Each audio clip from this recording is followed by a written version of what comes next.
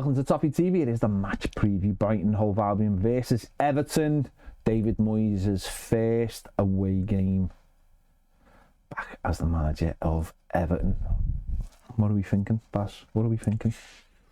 Tough game. Very tough game. But I've seen there's been a few teams this season that have gone the Amex who've been struggling and come away with results. You know, Ipswich drew there, Southampton drew there, Wolves were 2 down there and got back to 2-2. So, you know, Brighton haven't been amazing at home. They've been, you know, when you think about it, I think they've been better away. But drawn a lot of games this season, Brighton, and that's probably why they're not higher up the table. And that gives Everton an opportunity. Obviously, we're full of confidence from last Sunday. And it's whether or not we can take that into this game. But it's going to be really interesting because obviously we haven't seen how David Moyes sets this team up away from home yet. Yeah. And we've had the 2 home games, and obviously while, you know, there was shoots of improvements against Villa, and that was even better against Spurs. He's had a full week this week on the training ground. He's got his new assistant manager in. He's got his new set piece specialist in. So corner should be great. So yeah, it's going to be really interesting, but these are a good side, and obviously you've got to take that into account. But Everton, the last 3 seasons, I think we've won 2 and drew 1 at the Amex, I think, the last 3 visits there. So, realistically, we should have won last season. We were winning in 95th minute or something. So, good aside as they are, you do get opportunities if you defend well and break well, and that's what we'll have to do. Yeah, the record down there is quite good, you know, and so from that side of things, you know, we've got history on our side, but obviously Brighton have won the last 2 games, haven't they? Obviously they went to Old Trafford last week and they were well worth it, the victory. They beat Ipswich as well the game before, so 2 away. But before that, they'd drawn quite a lot of games and obviously lost games. They hadn't picked up a win for a while in the Premier League. So it's only really the last couple of games where you look at it and go, yeah, wow, they're back in it. So they are when they're at it, they're really at it. But you know, there's other times where you look at them and think you can get behind them. I'm not saying they're not saying they're a soft touch. I think they do at times lack a little bit of ruthlessness. But again, that's come back, and I think at the last couple of games, it's definitely come back. They give goals away at times as well, but you know, it's still. I mean, the pace of the side is something that worries me. You know, the likes of Matoma and Mintel on the other side, you know, they combined brilliantly for the first goal last week, didn't they, at Old Trafford? Combined brilliantly for the first goal on day 1. Yeah. Goodison. Yeah. So, that's going to be the threat, isn't it? You know,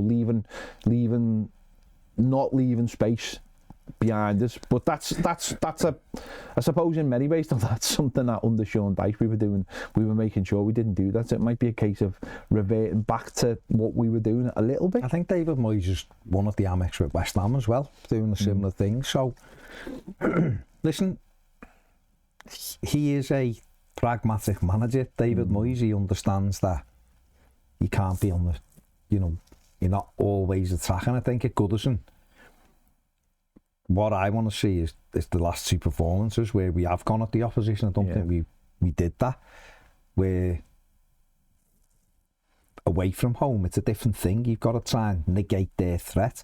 I think this is where Everton are showing up sometimes that without any real pace in the side, is that when you go away and you do want to sit in a little bit and try to block off the spaces, block off passing lanes and keep a cautious approach. When you get the turnover and break, there's not really any pace to do it.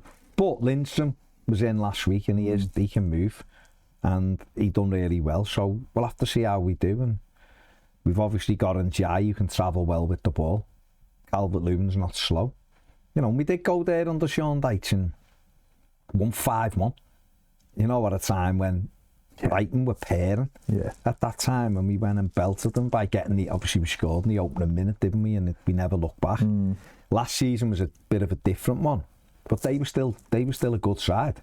No, they under were. De Zerbi, and we weren't. We were struggling again, you know, in that run of, even though we were a bit higher up the table, we were in that middle of that run where we didn't win performance, but we went the Amex, and you know, we took the lead. Branthwaite scored a great goal. we took the lead. We should have killed the game off. You know, they ended up getting a man sent off. And then it was when the man got sent off that we retreated, and that was their best spell, and they ended up getting an equaliser from it. But we've got to sort of merge the two together, haven't we? We've got to be defensively solid. Yeah. And it will be a difficult one, because I love Matoma. I think he's brilliant. Minter's been a little bit up and down, but he's got pace, and he scored last week, didn't he? So we're going to have to watch it. They are a team, though, to me, that has found it easier on the road than at the Amex, but we're going to have to go, and a performance is what I'm looking for, really. Yeah. They're an interesting side, aren't they? Because I think they're a bit of a throwback, aren't they, in many ways, the way they play. They have two fast wingers, two centre midfielders that I don't think ever really want to get too involved. Two, you know, a proper target man as a centre forward. You know, João Pedro off him. Proper, you know, in one, you know, Lewis Dunk's a proper old school centre back. I'm not sure the full backs go flying forward as such, because there's so much pace at Eden. They're never going to catch the people at Eden them anyway. So I think they are a little bit like, I think you sometimes look at Brighton and think almost like a very modern team, but I think in many ways they remind me of teams of the past who let those two wingers become the highest players at times, with the centre backs just sort of occupying the space behind them. So I think he has made subtle changes. Now, obviously Graham Potter started the Brighton revolution, didn't he, of passing it and possession, and De Zerbi took it on a little bit. Hertler's come in and he does funnel everything out wide. Remember the day one at Goodison, it was nothing went through the middle. Everything was wide, everything, and they've done that a lot of times. Like they really do. I know you're saying with the wingers, the fullbacks do get up, but not in the same way they did. But because before that, the fullbacks were like wingers. You have Lamptey and Stephen on the other side, and they were really high. Cucurella before him. And Bruno all those years ago, Matt Bruno, but he does use the width really well, Herzl, and that's sort of been the setup. And it's gonna listen. We know it's tough, but they're looking at what a good side they are. But like I said before, they've drawn a lot of games. We're coming off the back of a good win. Why not? But we've got to go and turn in a performance at the very least. I think Everton have got to get, in my opinion, up to a level where we sort of know what the performance levels are going to be. Yeah. And then it's can we really get the results and match that as well? Because we're not going to win all the time. Of course we're not. We're not going to be a great side overnight. Of course we're not. We're still got the same players. We still don't score enough goals, albeit we scored 3 last week. So these are the things that David Moyes will be learning about the side, and we'll have, I imagine there's going to be lots of bumps in the road before the end of the season as well. This is a really tough game, but because of the way Brighton play, they also give you the chance as well, and it's whether or not you're good enough to take that chance. Let's have a little look at the Brighton side that faced Manchester United last week at Old Trafford, obviously in a 3-1 win. And as you can see there, Matoma out wide, Minter on the other side, and João Pedro and Danny Welbeck, that front four. And obviously they're the ones we're going to have to stop on Saturday. And just obviously João Pedro, he was one of those players that, again, a few teams ooh and ahed over, I think, and then Brighton came in and took the chance on him again, just moving a player on and bringing someone in. But he's the one we've highlighted. 16 games, 5 goals, 3.73 XG, 5 assists, and you can see, the heat map predominantly is just on that left hand side. But as you can see, a lot of it's outside the box, which shows he is obviously a creative kind of player and a proper sort of number 10, even though he is number 9. Chips in with the goals as well, but he's another one of those players you look at with Brighton have gone and took the chance and backed themselves to get more out of the player, and he's done really well, hasn't he, in his time at Brighton so far. There's a player who Everton tried to buy, didn't he? He was at Watford and didn't have the money. What a surprise! Didn't have the money, or certainly in one of the windows didn't want to take the chance because they'd seen the high price. But at Watford, he looked raw, but you could see there was real potential there. Brighton have took him and have developed him. he's a brilliant player. He's a fantastic player, and he's not an out-and-out striker, but he is someone, he can do the job up there, but he is someone who likes to drop into pockets and pick the ball up, and he's got, good physique about him, can beat a player, very creative, and pops up all over the pitch. So he's been a really good signing for them, and they've made lots of really good signings, which is why they've got a really good sign. That's been the thing, isn't it? That's been their trademark of coming in, is having the ability to find those signings and get them in the team early. Yeah. No, it is. He was a little bit of he was sort of like the next phase of their development, wasn't he? Because they were built on £5-10 million players, and he was like 30 million. Wasn't he? Yeah. And then obviously this summer they've invested heavily, 220 million, I think, this summer they spent on some good players. But that's where they are now. They're moving up, and if they wouldn't have drawn as many games, sent a few of those draws, and particularly, late goals conceded against the likes of Wolves and Ipswich and things like that, they would have been, they'd have been even higher up that league. So you do wonder what the ceiling is for a club like Brighton, don't you? Because in the past, obviously, we would have looked at the situation and gone, "Oh, they can only get to this place or that place." But it just, certainly with like PSR and people using, the different tools, and obviously with Brighton, they've got one of the best tools, the algorithm owned by Tony Bloom. It is Tony Bloom. They've got one of the best sort of scouting algorithms out there. So you do wonder, because certainly this season, it could be 5 this season going into the Champions League, and there's an opportunity, isn't it? Because below that, well, obviously it's the top 3, but below that there's so many opportunities, and with there being so many teams involved, then they all have to play each other, and that opens up more chances to take those places. So even though they're where they are right now, right in the middle of the table, there's for them coming into the second half of the season now, there's, you could, if you're a Brighton fan, you'd have to be really excited about the prospect of getting back into Europe. I mean, the squad they've got now is really good. They're a good side. It's just that turning the wins and, the draws into wins, so to speak. And I don't know with the ceilings, because we've seen in the last couple of years, we've seen Newcastle go from a team that looked like they may well get relegated to a team that's played in the Champions League. Yeah. Aston Villa, in a bit of a relegation fight until Emery come in and turned it, and then they're in the Champions League. Get into Europe, get in the Champions League. So why not Brighton? Why not? It's about building a team. You're right. Listen, there's 6 clubs who have more revenue than everybody else in terms of what's come in, and they have a big say. But then outside that 6, you've got Aston Villa, you've got Newcastle.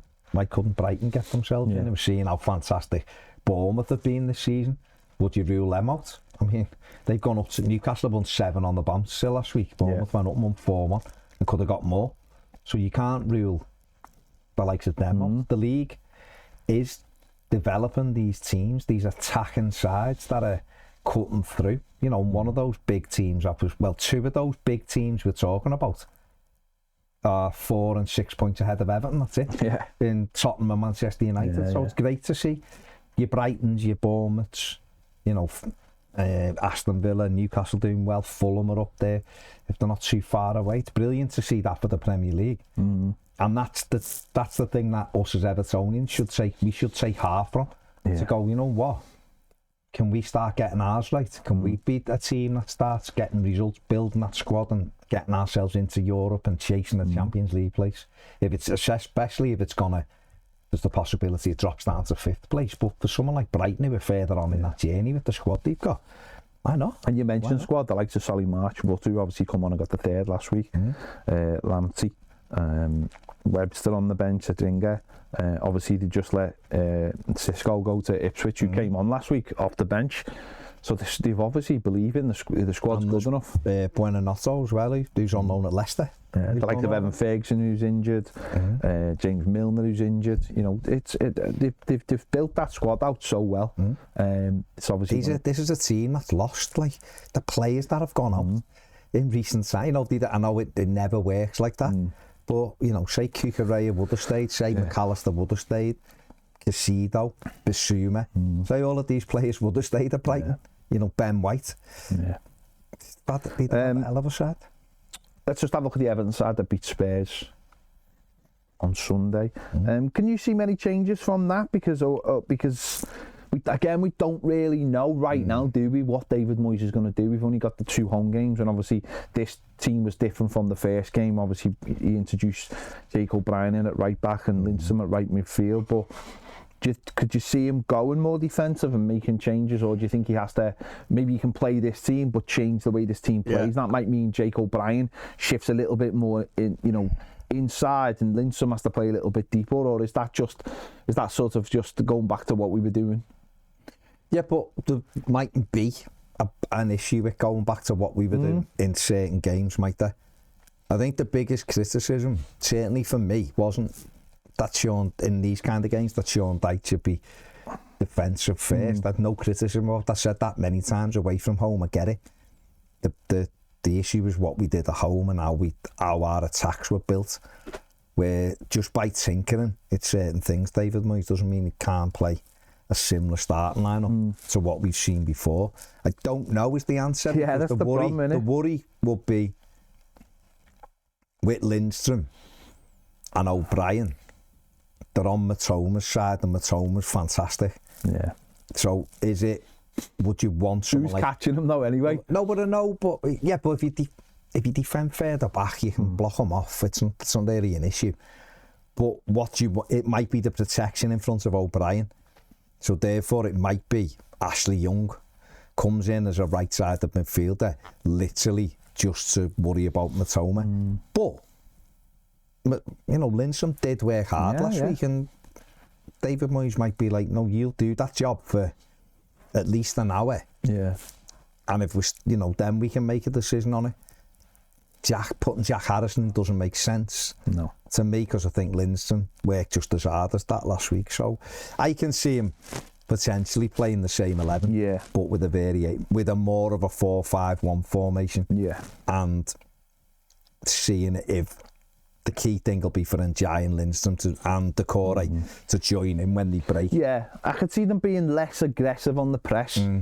And sitting just a little bit deeper. That means that if it's Decore, because obviously right now we've seen Tim Irabuna and James Garner are back in training. I think Garner will be on the bench this week. But I'll say, I can see him playing the same 3, but Decore just sitting a little bit deeper and not being as aggressive, so not to open those spaces up behind me, and so they can, get round our press, because they are quite fast. So I can see he's playing the same team, just being a little bit deeper, just tinkering with it a little bit. And of course, if you've got Dom in sort of the same form that he was last week, it gives you a better platform to play off. So, and as I said, it's so difficult because we just haven't seen if he's going to make those changes or whether they're going to be subtle changes. But realistically, if you look at it, just to finish, if you look at what's available, like what changes would you make? When you look on the bench, you go, I know a lot of people will be in for changing Decore, I understand that, but away from home for an hour, maybe he can do the job, the press, the work. But James Garner's not fully fit anyway.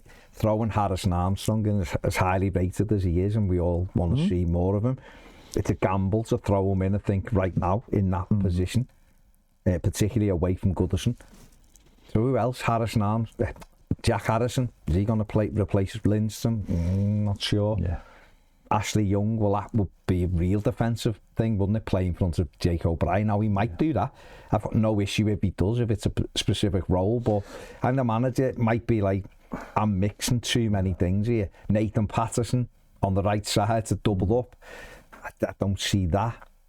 So when I look at it, I go, just right now, and this might change in 3 weeks. Yeah. But right now, I just think he'll keep the same 11. Yeah, I think if there was going to be a change, I think the only person I could see coming out is Lindstrom for maybe an Ashley Young, maybe not really a Patterson, and then it's a three-man midfield, a 3-man defence. In possession and a 5-man defence out of possession, just to make that back line as long as it is to stop their wide men, giving them nowhere to go, and that's the only thing I could see. But you could still do that with Lindstrom. You just have to put the confidence into him and say, this is the job you're going to have to do. But some players, I don't know, some players might look at it and go, I'd rather just not be in the team than do that job because it doesn't get the best out of me, and actually there's someone who can do that job better. No one, and that's the decision the manager. Well, what the manager might do it where it's young for an hour. Yeah. And if Everton are still in the game, he might think, right, Lindstrom now for the last half an hour with the police to get at them. We'll have to see, won't we? Yeah, but it's going to be, obviously, we're going to, like you said there, it's about, for us, it's about understanding what that bar is and having a performance like last week. And if it's a performance like last week, then we don't know whether that'll be good enough for a win or not. No. So it's a case of having a performance like that and going, right, the 3 performances so far, first one was better than Dyche's last. Second one was really good. So we can go and go, was the Spurs game just a complete one-off? Well, we hope not, because we need that kind of level to win games of football. So if it can be better and we lose a game because Brighton just happened to be better than us, then that's it, innit? Rather than going, we didn't even try today. I want to see us, regardless if Everton get beat, I want to see us having a go. I want to see us creating chances, and like you say, if we get to the 98th minute or whatever it is and the referee blows the whistle and it hasn't been good enough on the day because Brighton have been better, then you go, right, okay, we can take that in. The next home game is Leicester City. It's a must win, but if we play like that, we'll batter them, and that's how we have to do it, because that's all we can do. You know, we've won 4 games of football all season, so to think we're going to go on and start winning game after game is a little bit fanciful, but we can at least have a go, can't we? And that's the biggest. That's all you hope for, isn't it? Definitely, yeah. That's all we hope for. Let us know your thoughts in the comments. Are you confident? What do you want to see from this game? Let us know in the comments. Make sure to give this video a like, subscribe if you haven't already, and we'll be around after the game to give all our thoughts and critiques and praise, and hopefully celebrate something. There you go. Thanks for watching. See you later.